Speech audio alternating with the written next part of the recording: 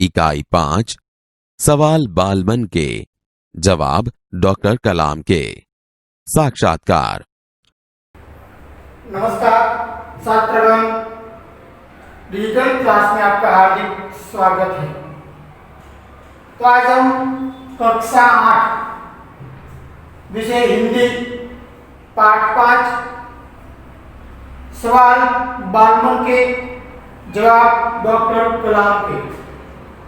आप देखते हैं कि डॉक्टर अब्दुल कलाम भारत के 11वें राष्ट्रपति पद में रह चुके हैं।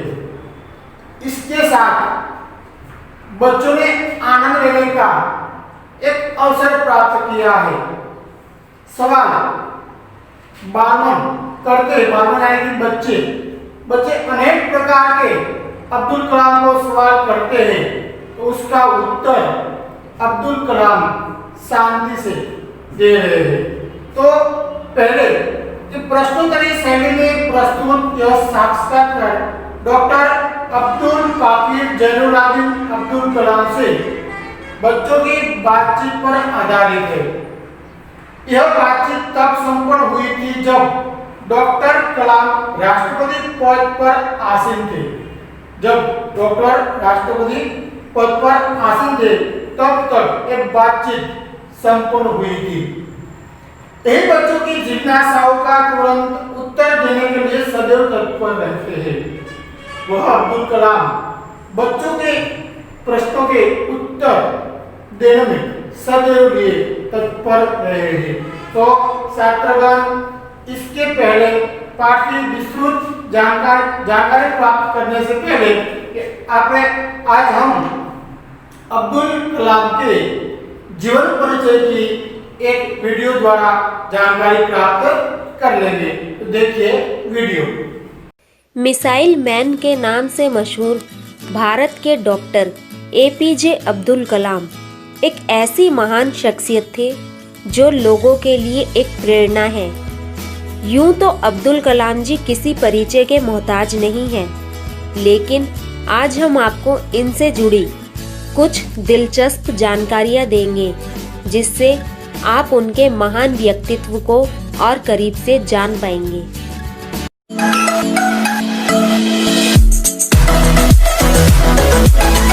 APJ अब्दुल कलाम जी का जन्म 15 अक्टूबर 1931 को दक्षिण भारतीय राज्य तमिलनाडु के रामेश्वरम में हुआ था।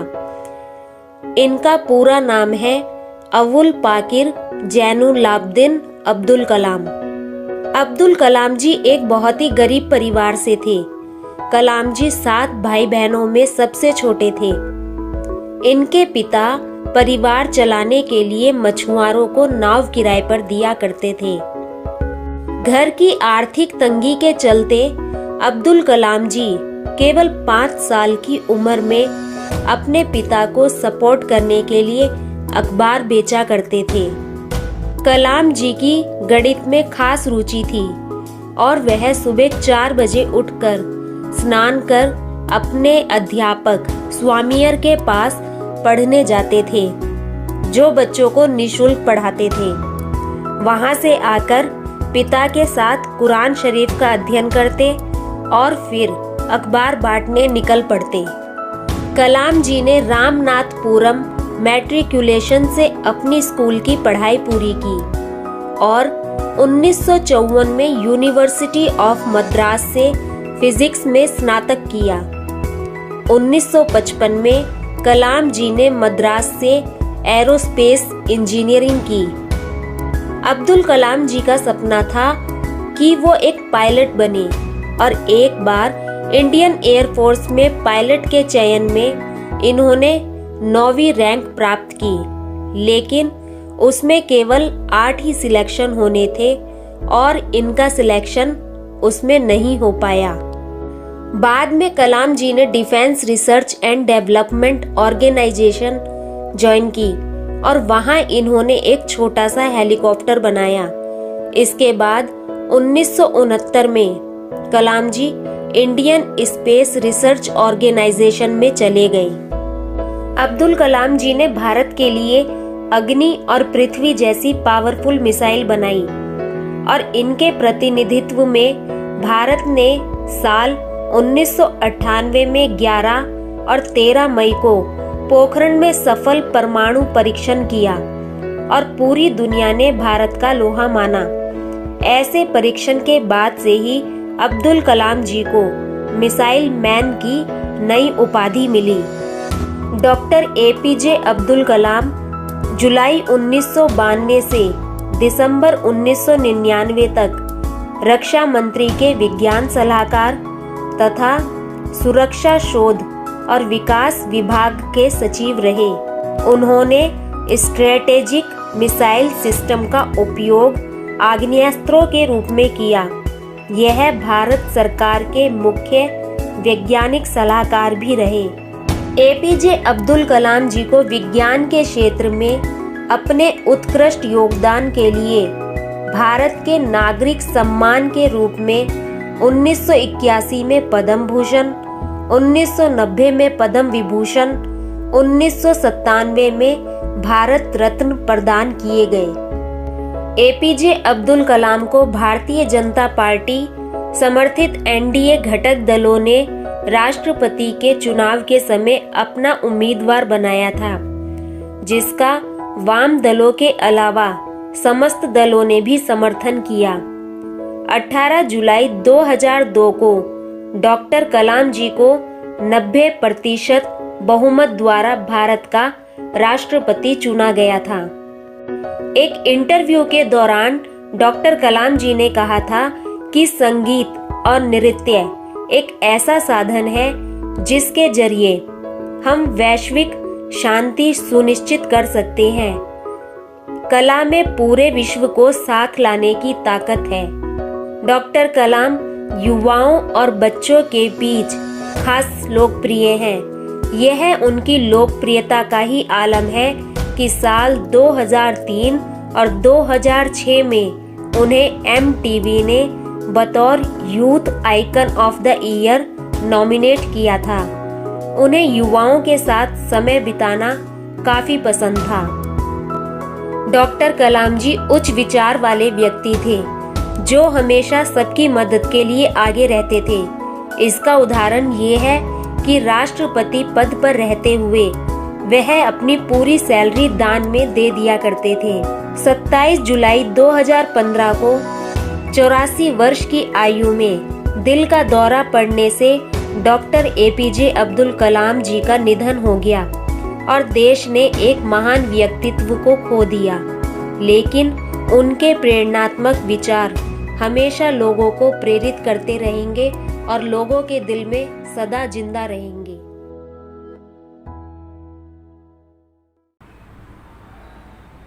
तो छात्रगण, आपने डॉक्टर अब्दुल कलाम के जीवन परिचय का वीडियो देख लिया है। तो उनका जीवन परिचय आपके मन में बैठ गए। इनका जीवन परिचय क्या है, उनका नाम क्या है, वह क्या कर रहे हैं, वह एक वैज्ञानिक है। तो इसके बाद एक दूसरा वीडियो आप देख लेंगे कि एक पाठ की शुरुआत करने से पहले वह पाठ का पठन करना बहुत जरूरी है। तो पठन करके वह पाठ की विस्तृत जानकारी प्राप्त करेंगे तो आपके मन में उसका प्रश्न के उत्तर आपके मन में उसकी समझूती जल्द से प्राप्त हो जाती है। तो इसके पहले वह सवाल मालूम के जवाब डॉक्टर कलाम के का एक पाठ के वीडियो देखिए। इसके बाद आप इसकी विस्तृत चर्चा करेंगे। देखिए पाठ के वीडियो। बाल दोस्तों, आप डॉक्टर अब्दुल कलाम को अच्छी तरह से जानते ही होंगे। वे हमारे राष्ट्रपति थे। पूरा देश उन्हें मिसाइल मैन के नाम से जानता है। आइए जब वे राष्ट्रपति थे तब एक स्कूल के छात्रों से की बातचीत को सुने और समझे। प्रश्नकर्ता आर अरविंद, कक्षा 3, सेंट मेड स्कूल, चेन्नई। क्या आप अपने बचपन की कोई यादगार घटना हमें सुना सकते हैं?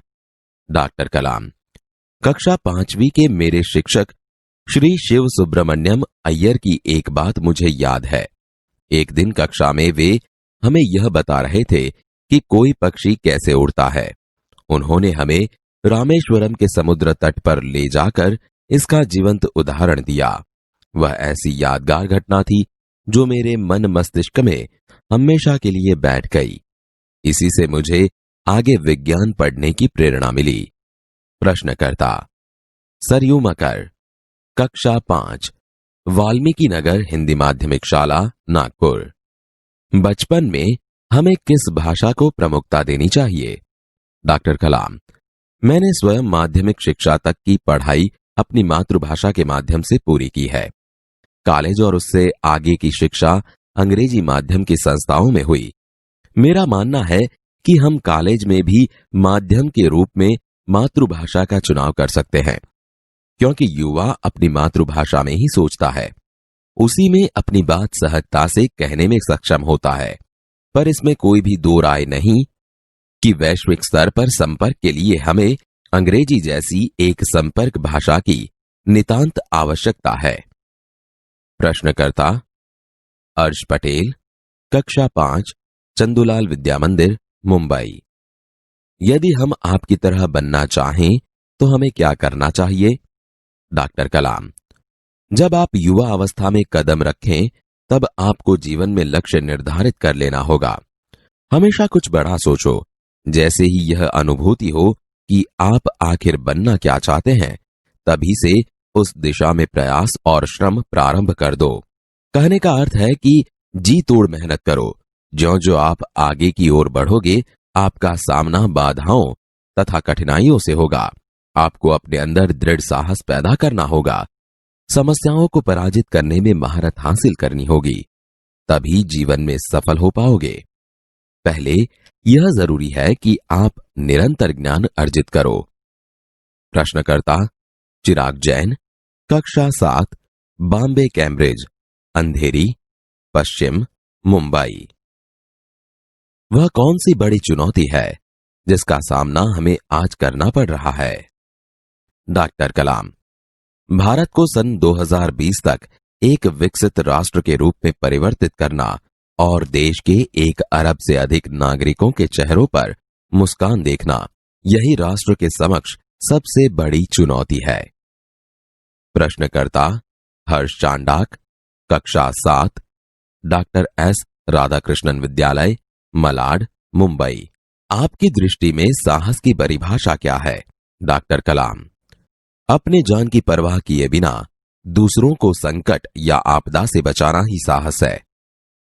प्रश्नकर्ता तरुण पटेल, कक्षा 8, स्वामीनारायण इंडिपेंडेंट स्कूल, लंदन। हम प्रवासी भारतीय मातृभूमि के प्रति गर्व की भावना कैसे विकसित करें? डॉक्टर कलाम, भारतीय मूल का कोई भी व्यक्ति एक बृहद भारतीय परिवार का अंग है और उसे हमारे देश की सांस्कृतिक विरासत पर गर्व है। सौभाग्य से आप लोग ऐसी स्थिति में हैं कि अपनी मातृभूमि से अच्छी तरह से जुड़े हुए हैं और यही आपके लिए गौरव की बात है। प्रश्नकर्ता सत्यम, कक्षा 10, जिला स्कूल, मुंगेर। जो भी बच्चे आपसे मिलते हैं वे कहते हैं कि एक प्रसिद्ध वैज्ञानिक, इंजीनियर, डॉक्टर आदि बनना चाहते हैं, पर किसान, मजदूर और कलाकार भी किसी राष्ट्र के लिए उतने ही महत्वपूर्ण हैं। हम ऐसे ही परिवारों से आते हैं। हमारे लिए आपका क्या संदेश है? डॉक्टर कलाम, किसान, मजदूर, कलाकार और दस्तकार ये सभी हमारे राष्ट्र के अभिन्न अंग हैं। राष्ट्र निर्माण में हमें उन सभी की सेवाओं की समान रूप से दरकार है। आप सभी को चाहिए कि अपने अपने क्षेत्रों में खूब उन्नति करें। प्रश्नकर्ता रोहित चतुर्वेदी, कक्षा 11, इस्लामिया इंटर कॉलेज, इटावा। आप कहते हैं कि भारत 2020 तक विकसित राष्ट्र बन जाएगा, पर निरंतर बढ़ती जनसंख्या और बेरोजगारी इसे संभव होने देगी? डॉक्टर कलाम, विकास स्वयं जनसंख्या वृद्धि को रोकने की अचूक औषधि है। इसमें जनशिक्षा, विशेषकर स्त्री शिक्षा की बात भी सम्मिलित है। इससे छोटा परिवार सुखी परिवार की मान्यता को बल मिलता है। भारत 2020 का मिशन यहां के युवाओं को रोजगार के पर्याप्त अवसर सुलभ कराएगा। ग्रामीण क्षेत्रों में बड़ी संख्या में उद्योग धंधे स्थापित किए जाएंगे, जिससे उन क्षेत्रों में रोजगार के प्रचुर अवसर पैदा होंगे। प्रश्नकर्ता हर्ष मेहता, कक्षा 12, तेजस हाई स्कूल, बड़ौदा। आपको ऐसा क्यों लगता है कि 2020 तक भारत विकसित राष्ट्र बन जाएगा? डॉक्टर कलाम, भारत की जनसंख्या 1 अरब से अधिक है। इसमें 54 करोड़ लोग 25 वर्ष से कम आयु के हैं। ये हमारी राष्ट्रीय शक्ति है। भारत को 2020 तक विकसित राष्ट्र में परिवर्तित करने के लिए हमारे पास प्रचुर प्राकृतिक संसाधनों के साथ ही सुनियोजित खाका भी उपलब्ध है। 54 करोड़ युवाओं के विचारों की एकता निश्चय ही इसे विकसित राष्ट्र में परिवर्तित करने में सफल होगी। प्रश्नकर्ता एस कार्तिक, कक्षा 12, अमर ज्योति इंग्लिश स्कूल, बंगलुरु। कई छात्रों के बड़े बड़े लक्ष्य होते हैं, पर आर्थिक तथा अन्य समस्याओं के कारण वे इन्हें प्राप्त नहीं कर पाते। वे अपना लक्ष्य आखिर कैसे प्राप्त करें? डॉक्टर कलाम, स्कूल में पढ़ाई में अच्छा प्रदर्शन करने पर छात्रवृत्ति प्राप्त होगी। साथ ही उच्च शिक्षा के लिए बैंकों से ऋण लेने हेतु पात्रता भी बनेगी। जीवन में ऊंचा लक्ष्य निर्धारित करने पर बाधाएं तो आती ही हैं। हमें कठोर परिश्रम और उत्कृष्ट कार्यों से इन्हें पराजित करना होगा। विघ्न बाधाओं से व्यक्ति को पराजित नहीं होना चाहिए। प्रश्नकर्ता मिथुन के, द्वितीय वर्ष, बी लेवल, AICT, अमृतापुरी। भारत को विकसित राष्ट्र बनाने में राजनीतिज्ञ की क्या भूमिका होनी चाहिए? डॉक्टर कलाम, जिम्मेदार राजनीतिज्ञ दूरदर्शितापूर्ण नीतियां बनाता है। महात्मा गांधी ने निष्ठा के राजनीतिक सिद्धांत को सत्य, अहिंसा तथा निस्वार्थ भावना में ढालते हुए ब्रिटिश शासकों के विरुद्ध अपनी लड़ाई छेड़ी थी।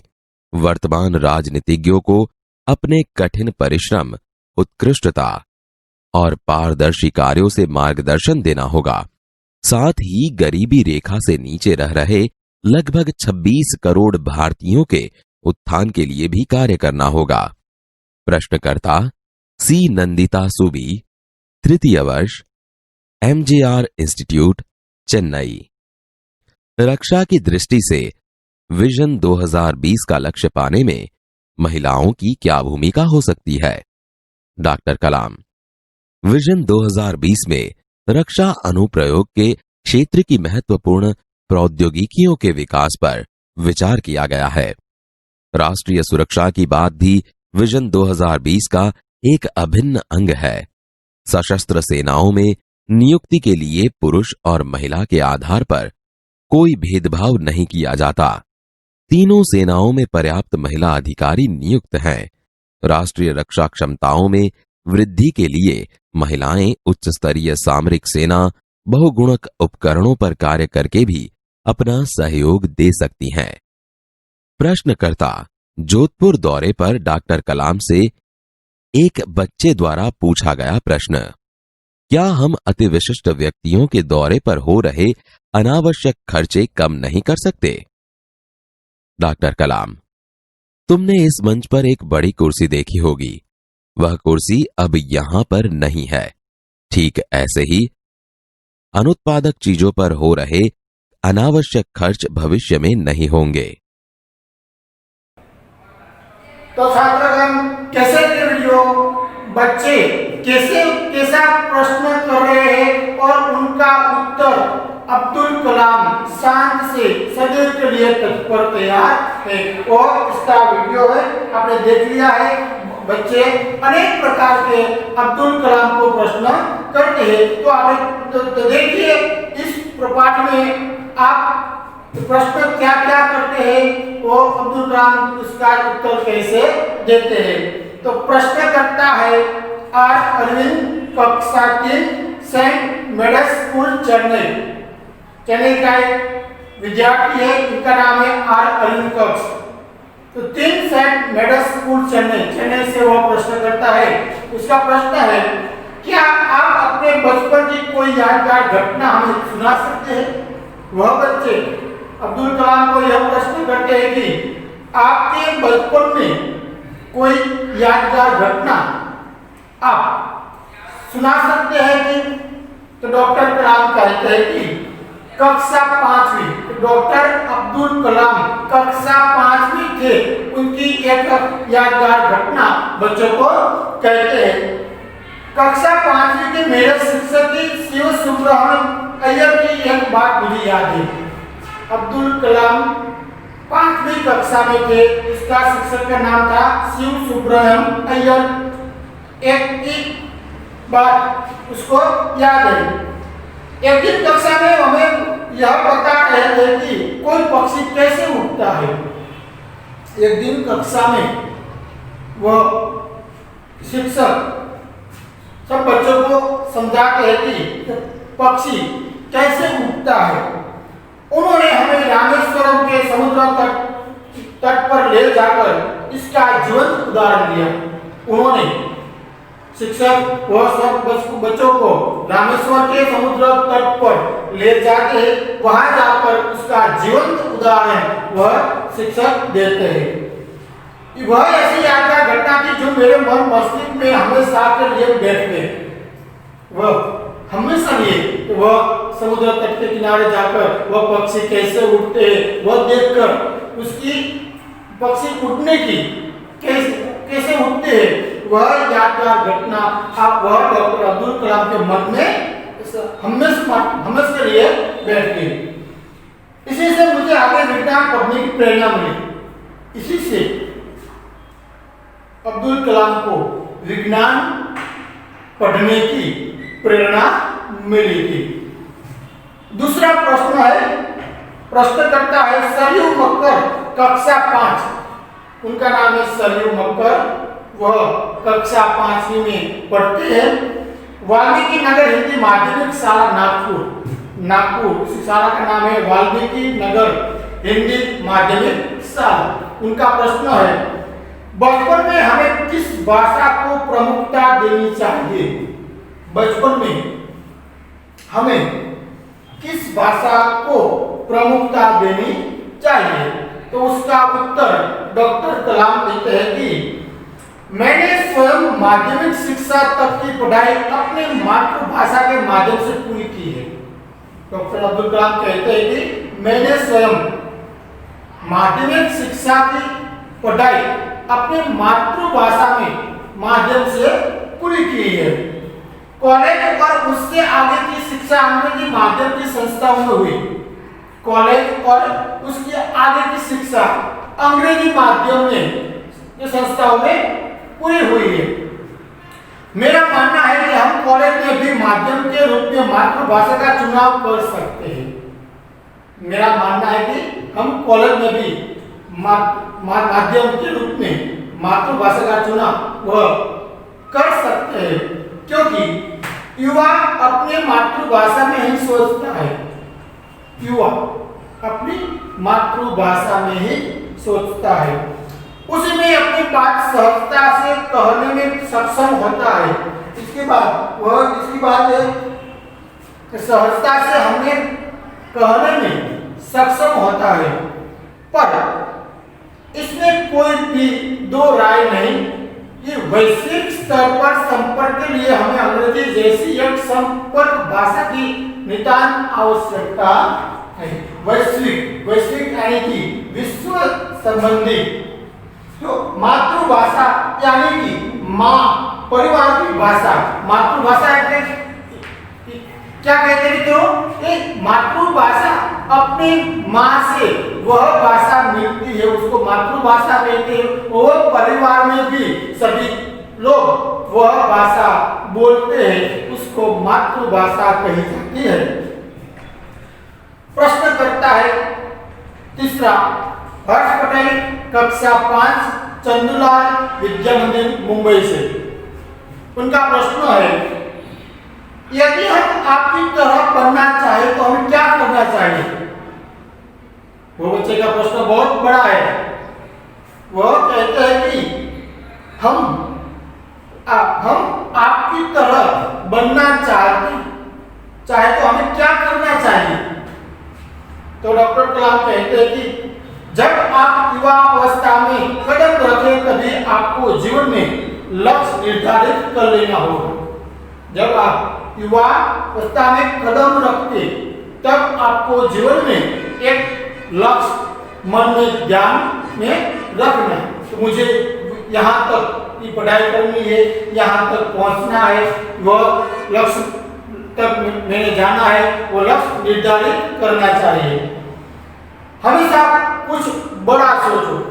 वह कहते हैं कि हमेशा कुछ बड़ा, मन में विचार बड़ा लाओ। जैसे ही यह अनुभूति को कि आप आखिर बनना क्या चाहते हैं, तभी से उस दिशा में प्रयास और श्रम प्रारंभ कर दो। आप किस दिशा में जानना चाहते हो, वह दिशा के माध्यम से श्रम यानी कि मेहनत का प्रारंभ कर दो। कहने का अर्थ है कि जी तोड़ मेहनत करो। कहने का मेरा अर्थ है कि जी तोड़ कर मेहनत करो। ज्यों-ज्यों आप आगे की ओर बढ़ोगे, आपका सामना बाधाओं तथा कठिनाइयों से होगा। जब जब लक्ष्य प्राप्त करने के तुम आगे बढ़ते रहोगे, वहीं तक आपके सामने अनेक प्रकार की मुश्किलें, बाधाओं, कठिनाइयों भी आने लगेगी। आपको अपने अंदर दृढ़ साहस पैदा करना होगा। आपको अंदर से दृढ़ साहस, दृढ़ यानी मक्कम, निश्चय साहस पैदा करना होगा। मुझे यहाँ यह लक्ष्य तक मुझे जाना है। कोई भी कठिनाई हो, कोई भी मुश्किल कार्य हो, कोई भी विघ्न आए तो मुझे ये लक्ष्य प्राप्त करना है। वह ऐसा साहस मन में पैदा करना होगा। समस्याओं को पराजित करने में महारत हासिल करनी होगी। समस्याओं को पराजित करने के लिए महारत हासिल करनी होगी, तभी जीवन में सफल हो पाओगे। तभी तुम जीवन में सफल हो पाओगे। पहले यह जरूरी है कि आप निरंतर ज्ञान अर्जित करो। पहले यह जरूरी है कि आप निरंतर हमेशा के लिए ज्ञान अर्जित करते रहो, पढ़ते रहो। प्रश्नकर्ता चिराग जैन, कक्षा 7। अगला प्रश्न है चिराग जैन, कक्षा 7, बॉम्बे कैम्ब्रिज अंधेरी, मुंबई। यहाँ से वह प्रश्न करता है। उनका प्रश्न है, यह कौन सी बड़ी चुनौती है जिसका सामना हमें आज करना पड़ रहा है? वह कौन सी बड़ी यह चुनौती है कि जिसका सामना हमें आज करना पड़ता है? डॉक्टर कलाम कहे, भारत को सन 2020 तक एक विकसित राष्ट्र के रूप में परिवर्तित करना और देश के 1 अरब से अधिक नागरिकों के चेहरों पर मुस्कान देखना, यही राष्ट्र के समक्ष बड़ी चुनौती है। उनका जवाब है 2020 में एक राष्ट्र को विकसित रूप में परिवर्तित करना है, देश के 1 अरब से अधिक नागरिकों के चेहरों पर मुस्कान देखना है, यही राष्ट्र के समक्ष सबसे बड़ी चुनौती है। प्रश्नकर्ता हर्ष चांडक, कक्षा 7, डॉक्टर एस राधाकृष्ण विद्यालय, मलाड, मुंबई। यहाँ से वह प्रश्न करता है। उनका प्रश्न है कि आपकी दृष्टि में साहसी परिभाषा क्या है? आपकी दृष्टि में साहस की परिभाषा क्या है, उनका प्रश्न है। तो डॉक्टर कलाम कहते हैं कि अपनी जान की परवाह किए बिना दूसरों को संकट या आपदा से बचाना ही साहस है। उनका उत्तर देते हैं कि अपनी जान की परवाह किए बिना दूसरों को संकट, कोई भी मुश्किल में हो, कोई संकट में हो, उसको आपदा बचाना ही वही साहस है। अगला प्रश्न है तरुण पटेल, कक्षा 8, स्वामीनारायण इंडिपेंडेंट स्कूल, लंदन से वह प्रश्न करता है कि हम प्रवासी भारत के मातृभूमि के प्रति गर्व की भावना कैसे विकसित करें। हम प्रवासी भारतीय मातृभूमि के प्रति गर्व की भावना कैसे विकसित करें। तो डॉक्टर कलाम का जवाब है, भारतीय मूल का कोई भी व्यक्ति एक बृहद भारतीय परिवार का अंग है। भारतीय मूल का कोई भी व्यक्ति एक बृहद भारतीय परिवार का क्या है, अंग है, और उसे हमारे देश की सांस्कृतिक विरासत पर गर्व है। सौभाग्य से आप लोग ऐसी स्थिति में है कि अपनी मातृभूमि में अच्छी तरह से जुड़े हुए हैं और यही आपके लिए गौरव की बात है। अगला प्रश्नकर्ता सत्यम, कक्षा 10, जिला स्कूल मुंगेर, यहां से प्रश्न करता है, जो भी बच्चे आपसे मिलते हैं वे कहते हैं कि वे एक प्रसिद्ध वैज्ञानिक, इंजीनियर, डॉक्टर आदि बनना चाहते हैं, पर किसान, मजदूर और कलाकार भी किसी राष्ट्र के लिए उतने ही महत्वपूर्ण हैं। हम ऐसे ही परिवारों से आते हैं, हमारे लिए आपका क्या संदेश है। बहुत बड़ा प्रश्न है। वह कहते हैं कि सब लोग ऐसे कहते हैं कि कोई एक प्रसिद्ध वैज्ञानिक, इंजीनियर, डॉक्टर आदि बनना चाहते हैं, और कोई व्यक्ति किसान, मजदूर, कलाकार वही बनने की प्रेरणा नहीं करते। वह महत्वपूर्ण अंग है। हमें परिवार से, हम इस परिवार से आते हैं, तो हमारे लिए आपका क्या संदेश है। डॉक्टर कलाम कहते हैं कि किसान, मजदूर, कलाकार और दस्तकार ये सभी हमारे राष्ट्र के अभिन्न अंग हैं। क्या कहते हैं डॉक्टर कलाम? किसान, मजदूर, कलाकार, दस्तकार ये सभी हमारे राष्ट्र के अभिन्न अंग हैं। राष्ट्र निर्माण में हमें उन सभी की सेवाओं की समान रूप से दरकार है।